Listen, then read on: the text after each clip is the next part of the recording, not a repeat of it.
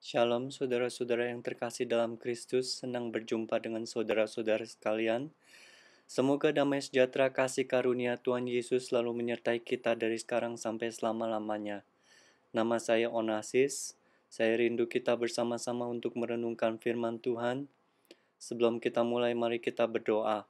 Bapa, dalam nama Tuhan Yesus Kristus, terima kasih atas segala yang Kau berikan pada kami. Bentar kami akan merenungkan firman-Mu ya Tuhan. Berikan kami hati yang lembut, hati dan telinga sebagai seorang murid. Jadikan hati kami tanah yang subur untuk firman-Mu ditaburkan. Terima kasih Tuhan Yesus Kristus, dan kami siap mendengarkan firman-Mu. Dan di dalam nama Tuhan Yesus Kristus kami berdoa dan mengucap syukur.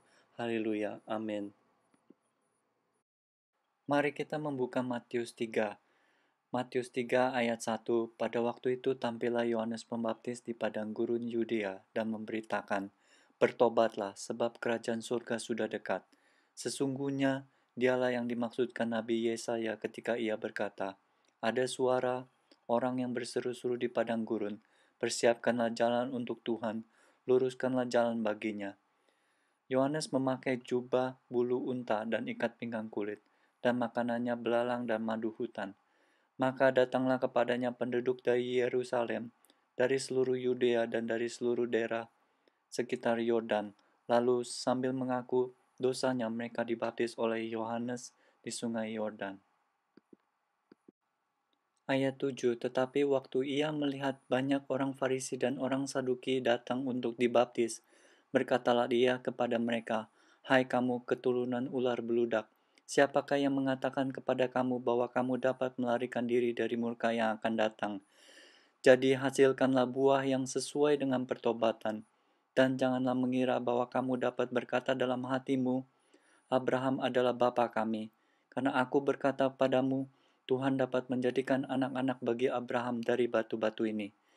Kapak sudah tersedia pada akar pohon, dan setiap pohon yang tidak menghasilkan buah yang baik, pasti ditebang dan dibuang ke dalam api. Aku membaptis kamu dengan air sebagai tanda pertobatan, tetapi ia yang datang kemudian daripadaku, lebih berkuasa daripadaku dan aku tidak layak melepaskan kasutnya. Ia akan membaptis kamu dengan Roh Kudus dan dengan api. Ayat 12. Alat penampi sudah di tangannya. Ia akan membersihkan tempat pengirikannya dan mengumpulkan gandumnya ke dalam lumbung. Tetapi debu jerami itu akan dibakarnya dalam api yang tidak terpadamkan. Maka datanglah Yesus dari Galilea ke Yordan kepada Yohanes untuk dibaptis olehnya. Tetapi Yohanes mencegah dia, katanya, "Akulah yang perlu dibaptis olehmu, dan engkau yang datang kepadaku?" Lalu Yesus menjawab, katanya kepadanya, "Biarlah hal itu terjadi, karena demikianlah sepatutnya kita menggenapkan seluruh kehendak Tuhan." Dan Yohanes pun menurutinya. Sesudah dibaptis, Yesus segera keluar dari air, dan pada waktu itu juga langit terbuka dan ia melihat Roh Tuhan seperti burung merpati turun ke atasnya. Lalu terdengarlah suara dari sorga yang mengatakan, "Inilah anakku yang kukasihi, kepadanyalah aku berkenan." Berikut ini adalah hal-hal tentang Yohanes Pembaptis. Nama Yohanes berarti Tuhan adalah pemberi kasih karunia. Yohanes mempersiapkan jalan sebelum Tuhan Yesus datang. Kita adalah generasi Yohanes Pembaptis untuk mempersiapkan kedatangan Tuhan Yesus yang kedua kali. Kita harus meluruskan jalan bagi Tuhan Yesus, menyembuhkan orang-orang yang sakit atau stres, dan menyiapkan hamba-hamba Tuhan. Padang gurun Yudea melambangkan keadaan orang-orang yang serba kekurangan. Jubah bulu unta melambangkan seorang nabi. Ikat pinggang kulit ini digunakan untuk berdoa, melambangkan seorang pendoa. Makanan belalang, imam-imam tinggi makan jenis belalang ini melambangkan imam. Madu hutan melambangkan sesuatu yang manis atau firman Tuhan. Itu ada di Yeskiel 3 ayat 3. Ayat 5-7 berbicara tentang generasi Yohanes Pembaptis. Adalah orang-orang akan datang melihat Tuhan Yesus yang ada di dalam diri kita. Orang-orang akan bertobat dan minta dibaptis.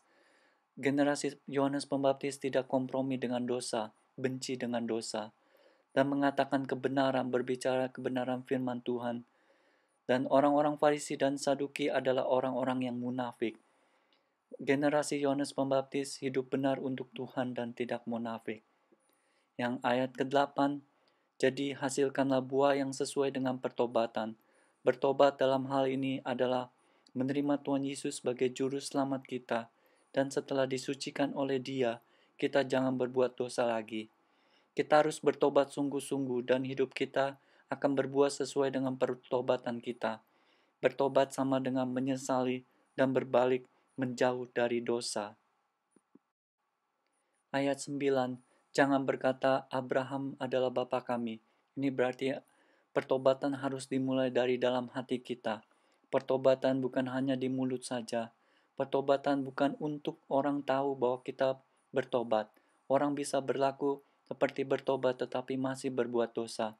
Pertobatan adalah karya ilahi. Itu ada di Yeremia 5 ayat 21 yang berkata, bawalah kami kembali kepadamu ya Tuhan, maka kami akan kembali. Baharuilah hari-hari kami seperti dahulu kala. Dan ayat 10, jika tidak bertobat akan dibuang ke dalam api. Cepat atau lambat, orang-orang yang tidak bertobat akan dibuang ke dalam api. Ayat 11, baptisan air, baptisan Roh Kudus, dan baptisan api. Tanda kita sungguh-sungguh bertobat adalah baptisan air. Setelah baptisan air, Tuhan Yesus sendiri yang akan membaptis kita dengan Roh Kudus. Baptisan Roh Kudus adalah agar kita menerima kuasa. Di Kisah Para Rasul 1 ayat 8 berkata, tetapi kamu akan menerima kuasa kalau Roh Kudus turun ke atas kamu, dan kamu akan menjadi saksiku di Yerusalem, dan di seluruh Yudea dan Samaria dan sampai ke ujung bumi. Dan Tuhan Yesus akan membaptis dengan api, yang artinya adalah pemurnian diri. Ayat 12, saat Tuhan Yesus datang yang kedua kali, Ia akan memisahkan antara orang yang benar-benar bertobat dan orang-orang yang pura-pura bertobat atau yang munafik. Orang yang pura-pura bertobat akan dibakar di dalam api yang tidak terpadamkan. Ayat 13-15, Tuhan Yesus dibaptis. Tuhan Yesus menggenapkan seluruh kehendak Tuhan dengan dibaptis air. Dan Tuhan Yesus memberikan teladan kepada kita dan merendahkan diri, meskipun Ia tidak berdosa dan tidak berbuat dosa.